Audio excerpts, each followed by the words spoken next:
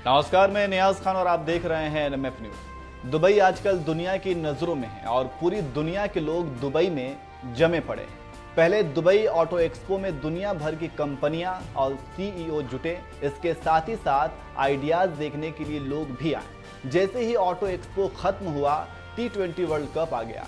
फिर क्या था, दुबई एक बार फिर दुनिया की नजरों में आ गया और फिर दुनिया भर से क्रिकेट के शौकीन ही दुबई पधारे और दुबई को नजदीक से देखा और फिर क्रिकेट के मजे लिए।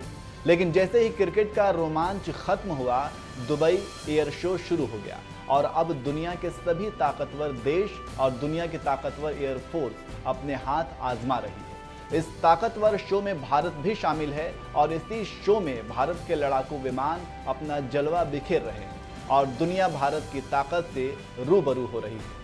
आज हम भी आपको दुबई एयर शो को लेकर कुछ बड़ी जानकारियां लेकर आए हैं, जिसे जानकर आप चौंक जाएंगे। जी हां, पिछले 5 दिनों से दुबई में जारी एयर शो गुरुवार को खत्म हो गया।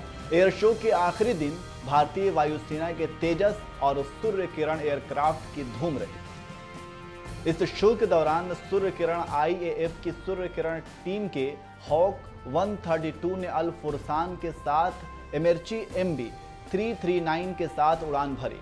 IAF अपने सूर्य किरण शो का प्रदर्शन दुनिया के सामने कई देशों में कर चुकी है।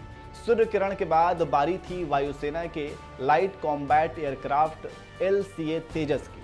पहले आप वीडियो देखिए।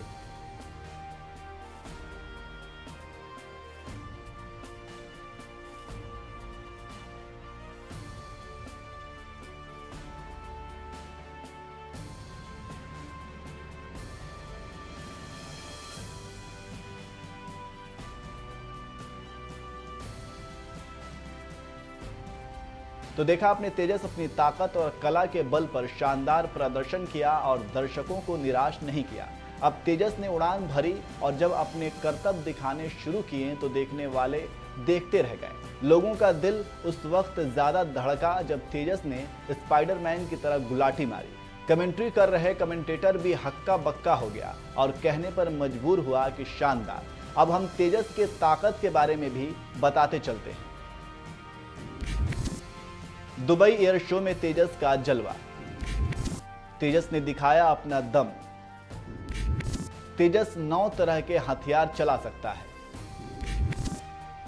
तेजस में एंटी शिप मिसाइल, बम, रॉकेट लगाए जा सकते हैं।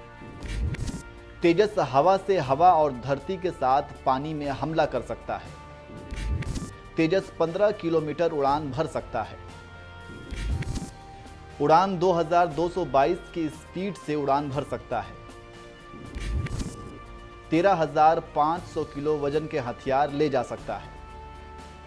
तो आप समझ सकते हैं कि दुबई एयर शो में भारत ने क्या किया और तेजस कैसे लोगों की आंखों का तारा बना। यहां पर इस शो से जुड़े कुछ फैक्ट भी आपको बताते चलते हैं कि दुबई एयर शो में कई देशों के वायुसेना की टीमें भाग ले रही हैं। यह शो 18 नवंबर को खत्म हुआ। दुबई एयर शो 14 नवंबर 2021 को शुरू हुआ था। 5 दिवसीय दुबई एयर शो का प्रदर्शन दुबई वर्ल्ड सेंट्रल और अल मक्तूम एयरपोर्ट पर चला। 1989 में शो शुरू होने के बाद से यह अब तक सबसे बड़ा शो माना जा रहा है।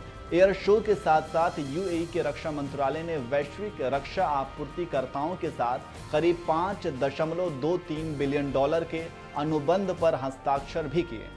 भारतीय कैंप में DRDO, HAL और भारत डायनामिक लिमिटेड के प्रतिनिधि मौजूद रहे। इस शो में स्काई व्यू ग्रैंड स्टैंड से दुनिया के कुछ सबसे प्रभावशाली सैन्य लड़ाकू विमानों और बड़े वाणिज्यिक विमानों की उड़ान देखना दर्शकों में एक रोमांच पैदा किया।